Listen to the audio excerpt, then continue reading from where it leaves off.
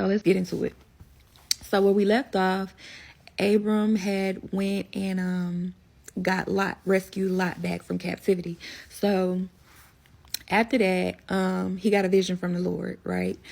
In this vision, God told him, don't be afraid. I am your shield, your very great reward, right?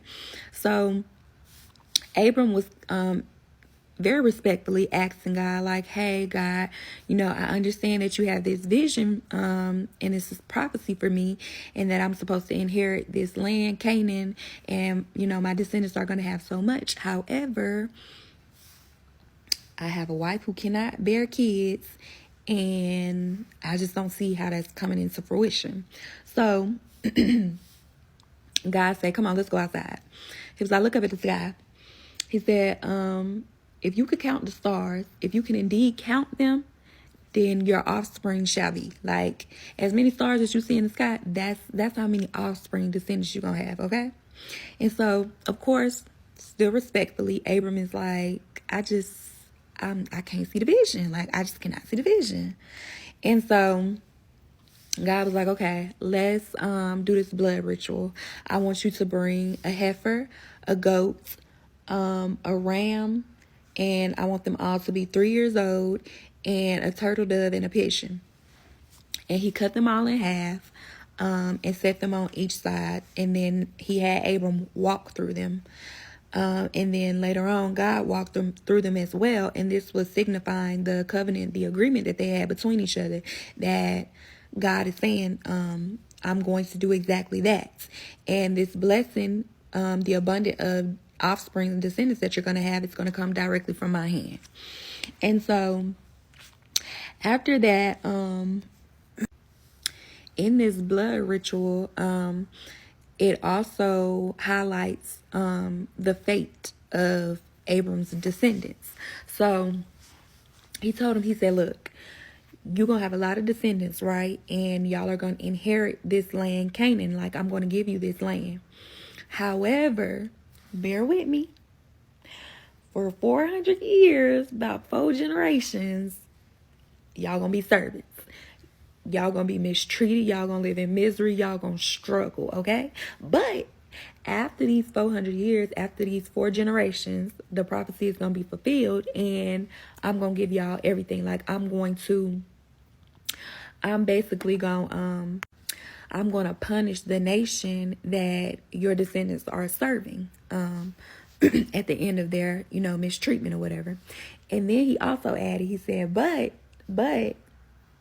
you going to go to your ancestors in peace. Like, when you pass away, you going to pass away at an old age. You going to be good. You going to go in peace. All right. So remember, I'm going to give you a lot of descendants. Y'all going to inherit a lot of land. Y'all going to be kings, all of that. However, you got to endure a little bit of mistreatment and servitude for 400 years, 4 generations. But you good, right? All right, moving on.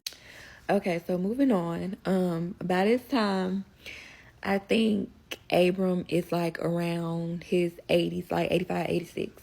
And so Sarai, of course, knows that she can't have kids, right? And so she's like, look, I want your prophecy to come true. Like, I want you to have all these offsprings and descendants as well. So what I'm gonna do is I have this servant, right? One of my slaves. Like, I'm gonna let you marry her. I'm gonna let you have a kid with her so that she can start this legacy, right? Cool. So Abram's like, all right, I can do that. So he does the do with Hagar, and then Hagar learns that she's pregnant, right? She's pregnant by Abram. So, of course, and honestly, I don't big up Sarai. Like, I don't know if I could do that. But, once Hagar learns that she's pregnant, she like, I don't even like you, Sarai. Like, I got Abram baby. Like, why am I your slave? Like, what? I'm the one with the baby. And so Sarai, of course, feels some type of way because she go back to Abram and she like, I let you impregnate my slave. I let you have my slave to impregnate. And now she tripping. Like, she acting up. Like, what's going on? You obviously done put something in her mind that now she feel like she lady number one, and she's not. All you doing is carrying a baby. And so Abram like, look, I'm not trying to mess up my household. I ain't trying to have no beef with you, Sarai. That's your slave. Do what you will with her. Whatever. So Sarai goes back and she starts mistreating Hagar some more, like really mistreating her. So Hagar runs away. She's like, no, you're not about to do that to me. So, of course, an angel of the Lord comes down and he's like, Hagar, where are you? Where are you going?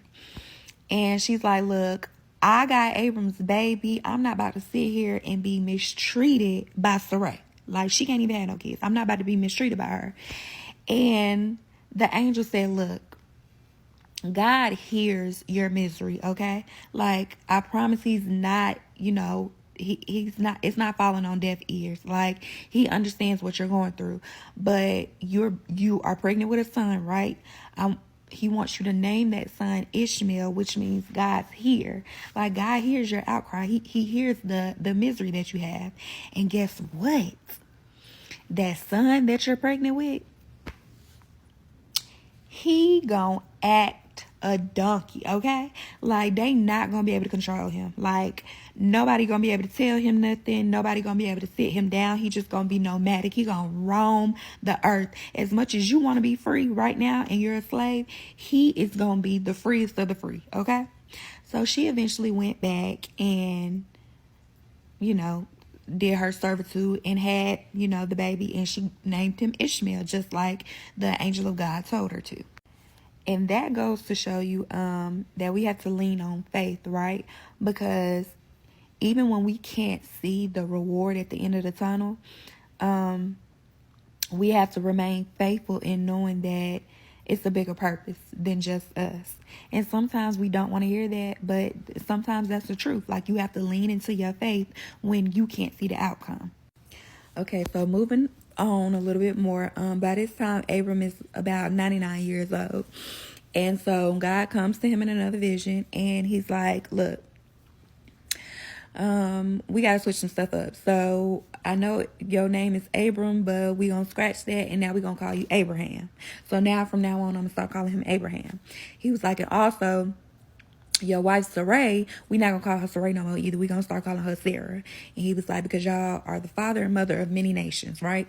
Okay. And he was like, by this time next year, Sarah is going to have a son, and I want y'all to call him Isaac, okay? His name is going to be Isaac. He was like, and for us to solidify this covenant, this agreement, he was like, what I want you to do is I want you to take all your sons, including yourself. He was like, including the ones that you bought, and Ishmael, and I want y'all to go and get circumcised. And that's going to signify our covenant, our agreement. And so that's exactly what Abraham did. He went and got all his servant sons, Ishmael, and he went and they all got circumcised. And I also want to point out that God's lineage for Abraham was through Isaac, the son that he's supposed to have with Sarah. Now, Abraham does like say, okay, well, please don't leave Ishmael out, basically. He's like, no, I'm not going to leave him out. Trust me. He's going to have a lot. I'm going to give him a lot. He going to be the father of 12 rulers, like 12 kings. However, the prophecy that I have in the covenant, the agreement that we're having right now, that I want you to go and get everybody circumcised, is going to be through Isaac. So all your descendants that I'm giving the land of Canaan to, that's going to be through your son that you're having with Sarah, Isaac. And I'm going to come back for part 3 because I feel like it needs its own part.